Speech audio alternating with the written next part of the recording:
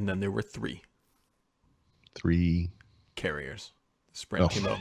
The Sprint Yes. T-Mobile thing got approved this morning. Sprint T-Mobile thing. Is that the new name of the network? They should call it Sprinty. Sprinty. Or Sprint. T-Sprint. Or T-Mobiles. Put an S on the end. Tint. T-int. Rint. I'm curious to see how this is going to shake out, because obviously they have different, somewhat different carrier technologies and bands and. Yeah. I actually spent time this weekend looking at Mint Mobile again. I looked at my monthly bill from Google Fi, which is actually kind of expensive, frankly. I mean, not compared to like AT&T or whatever, but you pay for the niceties of Google Fi, which I really like. There is a little bit of a cost to it, and I basically figured out if I did like 12 months upfront at T-Mobile, at Mint, which is T-Mobile really, but I think it was like 12 gigs a month, which I use under 3 basically every month. Yep. It would be the cost of 6 months of Google Fi. Right. And I was like, But the thing is, like, I go to Europe like 4 weeks a year, and I know it's like it's like 1/12 of the year. Like, I could just enable it when I'm in Europe. I could go through the little bit of complexity, save a little bit of money. I don't know. Yeah, but there is value in just simplicity, just knowing that this is what it is. So I will, not to blow this away, and sorry to interrupt, but right as you called me to start the show, I was about to publish a story that I think I'm going to call subscription. Let me just look at it. Fatigue, and I may change that name, but I think it's subscription fatigue. And it was something I've been thinking about, and it's related to this because it's like monthly stuff. Like you pay all the stuff month, right? Lots of video subscription stories, music, content of all kinds, whatever it is, and video in my case. And I was just thinking about this. It's like, the most convenient thing is to not worry about how much you spend every month, Yeah. Or like I had said, like one strategy for video services is like, we'll pay for Netflix this month, binge watch as much stuff as you want, cancel it, and then move to Hulu next month and binge watch as much as they, like do that kind of thing. You can do that. And there's a complexity to it though. You have to manage that. In my case, when I looked at all the stuff I was subscribing to, I mean, it's an embarrassingly long list. Like it's humiliating. And in some ways, airing it publicly is part of the therapy of step 8 of 12. Taking that step. So, anyway, so we got off track there. Sorry, but Sprint, T-Mobile, something, I don't know. Yeah, it's happening. So what do you think about the notion that there'll always be people who say, like, you're eliminating choice. This means it's bad for the consumer in the long run. Prices are going to go up. Yep. But if you have two major players, which we do, which is AT&T and Verizon, and a lot of minor companies that kind of feed off of them, like those little fish that hang on sharks, whatever, like Mint Mobile being one of them, and there are many others. But we're going to have 3, right? So we're going to have like 3 major players. I mean, doesn't that itself guarantee some form of competition? And it does, unless there's collusion between numbers 1 and 2, which, that's a whole different Department of Justice sort of regulatory thing that we're not even going to go down. But my personal feeling here is that these guys are going to feel a lot of pressure once satellite internet becomes much more ubiquitous, which there's a lot of companies trying right now that are just going to be able to blanket the world effectively in internet from satellites. Now we don't know what the latency is, and obviously Gen 1, there's already HughesNet. I know there's some other ones out there, but you look at what SpaceX is doing. There's a couple other besides them where they're just throwing tons of these things up there, and they're saying, hey, we're going to be able to just provide internet, just downlinks, whatever. And I think fiber came in and kind of gave competition to cable, although that seems like it's kind of evened out. I mean, these kinds of things happen. Satellite TV never took away cable per se. I mean, we have choices, I don't know. But I think that's going to be the first kind of real threat to the Verizon AT&T duopoly. I think barring regulatory action, duopolies, it seems, especially in tech, is the natural order of things. Like, it seems like the market heads in that direction, Okay, I mean, it kind of does. I mean, you look at the smartphone OS, right? You have iOS and Android. You look at even the large smartphone makers. It's primarily Apple and Samsung. Yes, there's a Yeah. lot of other smaller players, but I mean, they sell the bulk of the phones for the most part, at least the high-end smartphones. So Right. you look at search engines, then we've got Google and then a very distant Bing. Social Yeah. networks, you've kind of got Facebook, which Facebook just kind of owns that. There's Twitter, but Twitter is like Twitter's tiny. tiny This, compared the to the what. second biggest network, I bet, is probably not, well, actually, it's already something in China, but barring that, it's Yeah, probably Instagram, which is it owned probably by is. which is owned by Snapchat's in Facebook. there somewhere, but I think even Yeah. Snapchat's more of like a Twitter than they are a Facebook. Right. Right.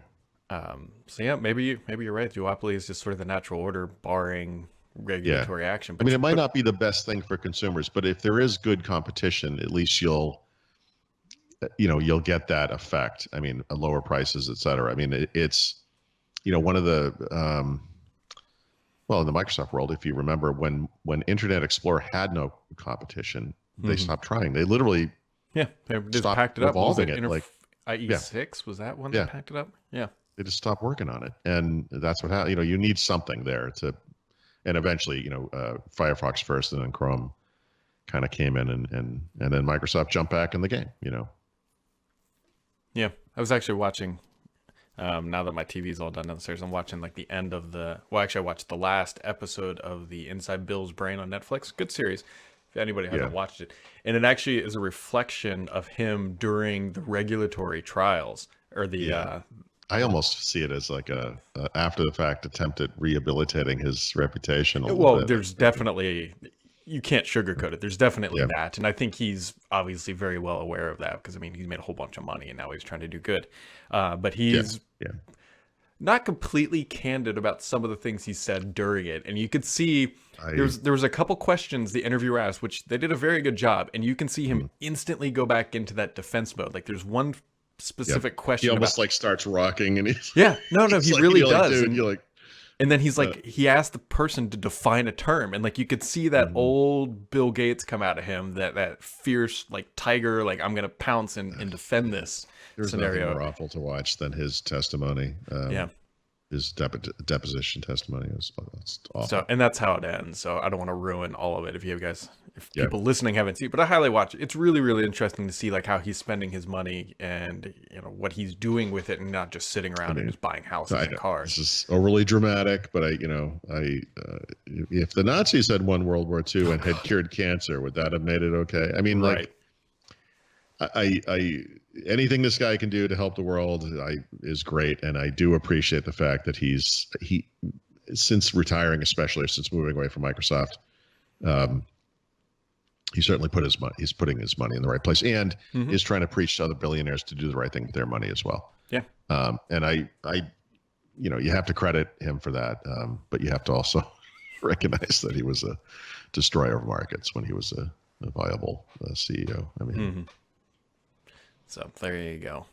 Yeah, it's a good series. There's the Windows 10 X developer days, or Microsoft 365 developer days, are happening today. So pay attention to this, because if you look at the schedule, the first half hour is the introduction, whatever, but the second half hour is Windows 10X, and they're going to finally, we're going to get access to the emulator that will give us all if you have Hyper-V on your computer, the ability to look at this thing and see what it looks like, and see. People like Raphael and the Walking Cat are going to be able to go into this thing and see how it's different from normal Windows 10, how it handles Win32 and UWP apps. This is a big day, so this is something to pay attention. We're going to write about it as news, and after it happens, I'm going to go back and see if I can pull something out from an editorial perspective. But you're going to want to pay attention, even if you're not a developer. This is a big one. Yeah. It's interesting timing, I will point out, because Build isn't all that far away. Yeah. So they're doing a developer day before Build, but do whatever. Listen, I appreciate it. One of the complaints I had when they first announced these two devices, the Duo and the Neo last November, was that they didn't provide any information at all. Them doing this early, I'm not going to complain about that. Like, I'm sure there'll be plenty of stuff for Build. Look.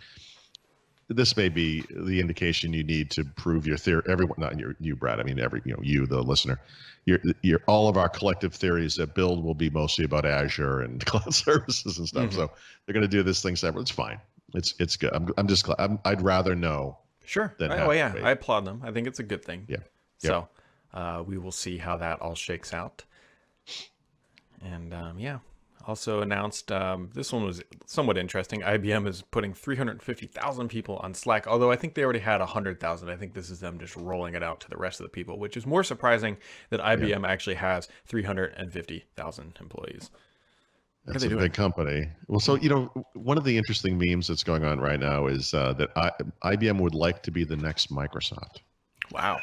What an about face that is, right? Yeah. Because as long ago as probably the very early 90s, Microsoft very specifically didn't want to become the next IBM. And what they meant by that was that a big ponderous company that was too slow moving to handle market changes. Now, you might make the argument, we just talked about the antitrust era, that's kind of what happened at the time. But Microsoft today is obviously a very different company, and that IBM wants to emulate them is fascinating. They should buy Slack, by the way. Yeah, I could see them. I could see that being a logical.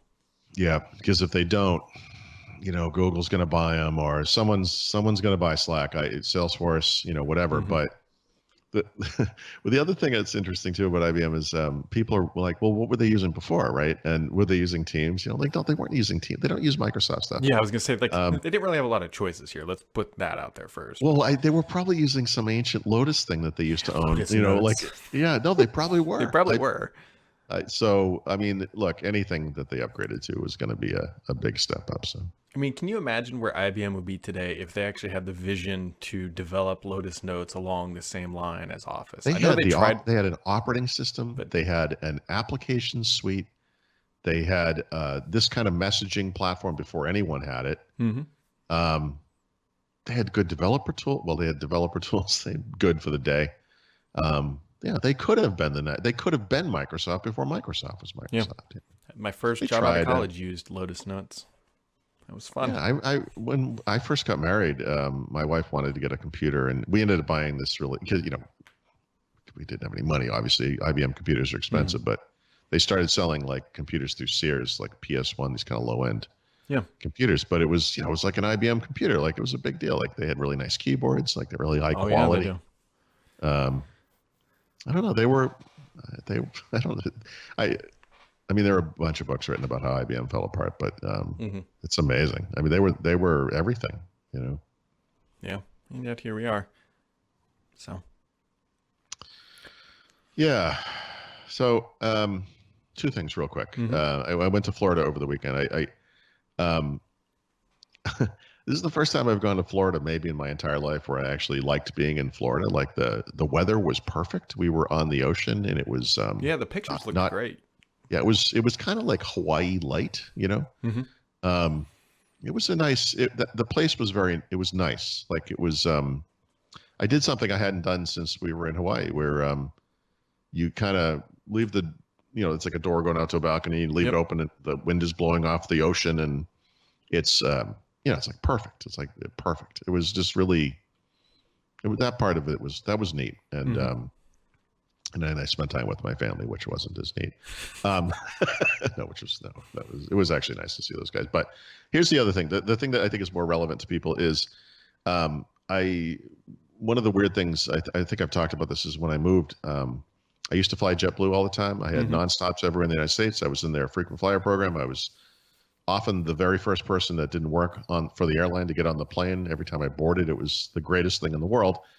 And then I moved, and now I have 3 different airports I can go to. Yeah, it's the worst. I have to fly like United or American or maybe Delta, and I'll be like in boarding group 2 or B or whatever they call it. It's really like the 17th boarding group, and it's like, I go to my, the seat I paid extra for that is in the exit row, and all of the bins are taken somehow, even though no one's there yet, and it's like, it's just been the most frustrating thing in the world. And so, when we flew to Florida, this is one of the few times we flew from Newark, actually. So which is a little further away, but whatever. But they had direct flight to West Palm Beach, and it was JetBlue. Mm-hmm. And by the way, one of the great stories for me from JetBlue is JetBlue is the greatest airline in the world. By the way, I just want to be clear about that. It's the only good airline. It is literally the only good airline. And I had a string at one point. I was 18 or 19 flights in a row where I sat in the same exact seat on every single plane. Yep. And on the next one, it was like the return flight from a trip. That seat was taken. And so I sat in the 2 seats over, and when that guy came, he said, "Oh, sorry, I have to get in." I said, "Is that your seat?" He said, "Yeah." I said, "I've been waiting to talk to you." and, and I told him the story, and he's like, "Do you want the seat?" I'm like, "Yeah, I want the seat." But anyway, I sat in that seat in both of these flights, and it's an exit row. No one takes the middle seat because you have to pay extra for it. Yep. So my wife was in the other one.